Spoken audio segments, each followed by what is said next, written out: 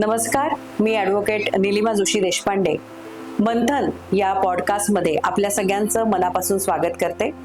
मागच्या पॉडकास्टमध्ये आपण डॉक्टर निलिमा पांडे मॅडम यांचं जे काही बोलणं ऐकलं त्यामध्ये साकार ही सामाजिक भान सांभाळणारी संस्था आहे असं आपण ऐकलं आणि त्यामध्ये त्यांच्या अंतर्गत फक्त ॲडॉप्शन नसून म्हणजे दत्तक विधानच फक्त करणारी संस्था नसून त्याबरोबर अनेक प्रकल्प साकारमध्ये राबवले जातात, जसं लक्ष्य आहे, क्षितिज आहे आणि त्यासोबत मंथनचा देखील तिथे उल्लेख झाला.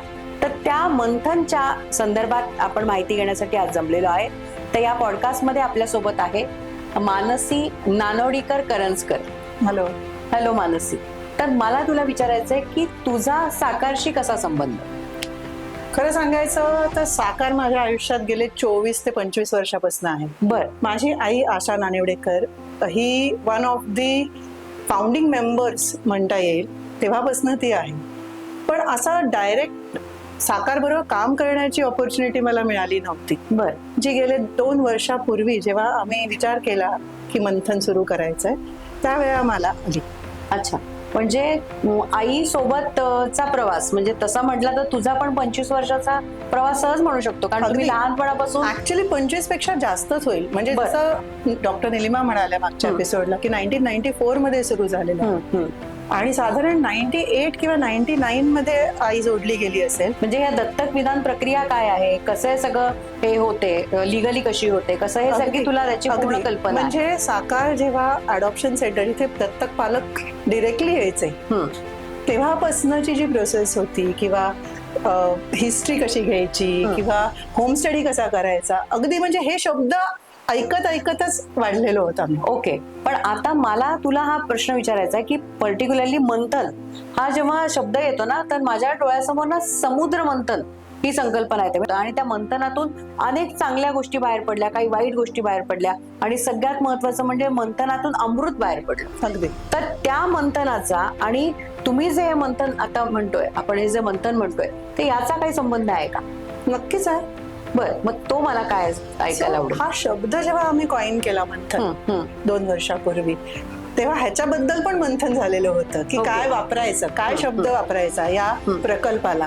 जसे क्षितिज, अंकुर हे प्रकल्प आहेत तर या प्रकल्पाला काय नाव द्यायचं. बर. आणि त्यावेळेला असं जाणवलं की मंथन म्हणजे if you look at it as a definition तर अभ्यासातून आणि विचारांमधून जे प्रतिबिंबित होतं त्याला मंथन म्हणतात. बरोबर.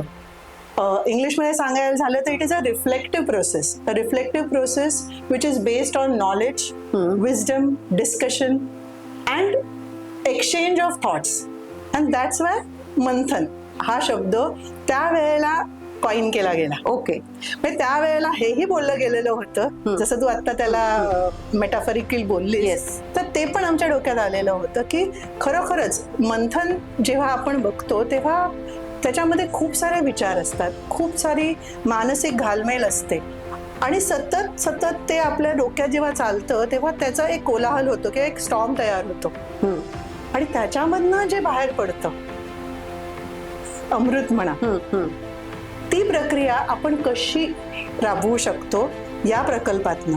सो इंटेन्शन वॉज दॅट समजा. ओके. पण म्हणजे मंथनचं मूळ ध्येय काय आणि सुरुवात कधी झाली मंथनची या प्रोजेक्टची?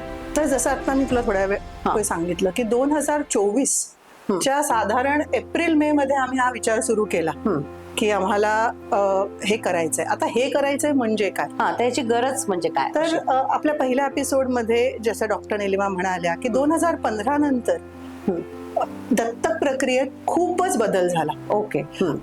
त्याच्यानंतर सामाजिक आणि मानसिक स्तरावर पण लोकांमध्ये पण खूप बदल आलेला आहे. बरोबर. आणि त्या बदलामधलं मोठं एक आहे की सगळं ऑनलाईन झालंय आणि ऑनलाईन झाल्यामुळे जो माणसाशी जो कनेक्ट होता, बरोबर, राईट, तो कुठेतरी कमी होत गेला. आता तू काम केलेलं आहे तर 2015 च्या आधी जी प्रोसेस होती तर 2015 पूर्वीचं म्हटलं ना तर 15 पूर्वी जी होती ती सगळी मॅन्युअल प्रोसिजर होती. बरोबर. जसं आता पांडे मॅडम पण म्हणाल्या तसं की जेव्हा पॅरेंट्स यायचे म्हणजे ते आल्यानंतर त्यांचं काउन्सिलिंग व्हायचं आणि प्रॉपर काउन्सिलिंग सेशन व्हायचं. जसं निलिमा सुभेदार मॅडम आहेत, राधिका मुळे आहे, ह्या पॅरेंट्सचं काउन्सिलिंग घ्यायच्या आणि 1-on-1 ते काउन्सिलिंग व्हायचं.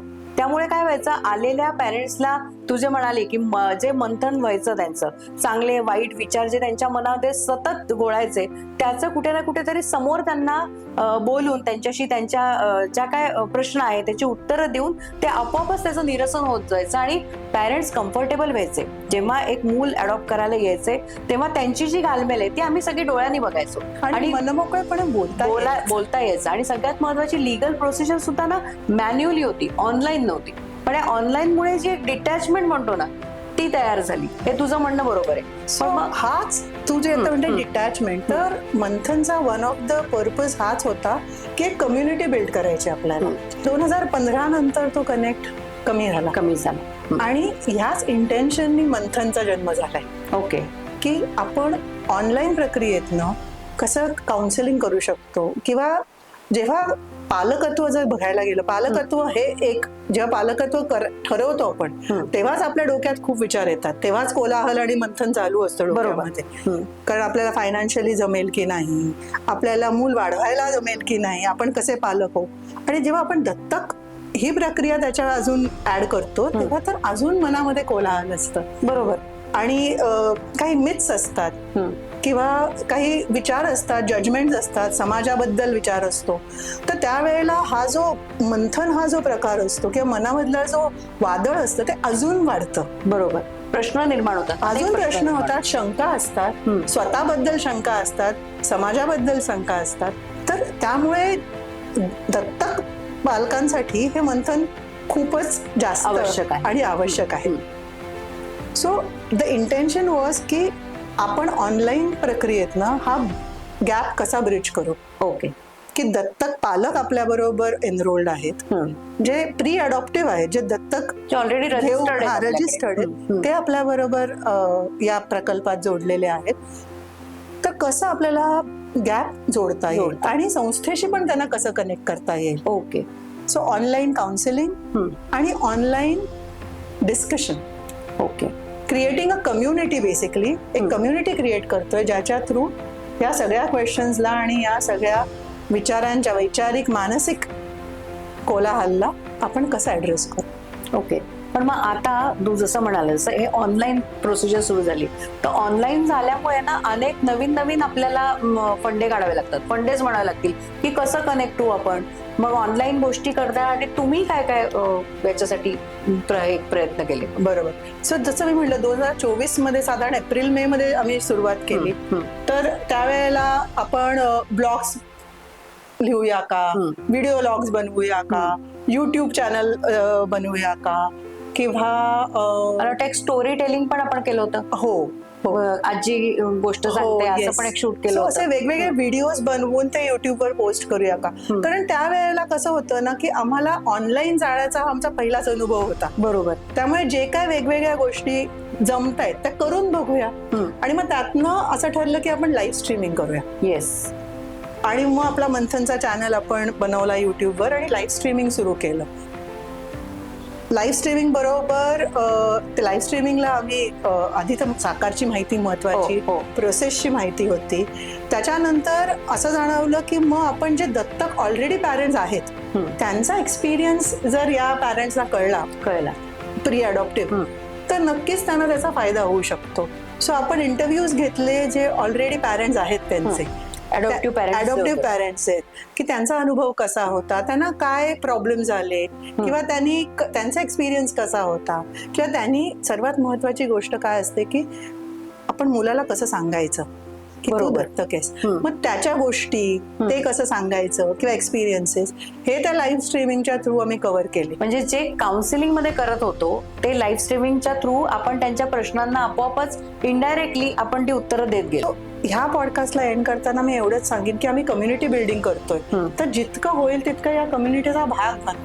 तुमच्या डोक्यात जे कोलाहल चालू आहे ते इथे तुम्ही काय म्हणतात त्याला, तुमचे प्रश्न इथे तुम्ही ऍड्रेस करा, व्यक्त व्हा.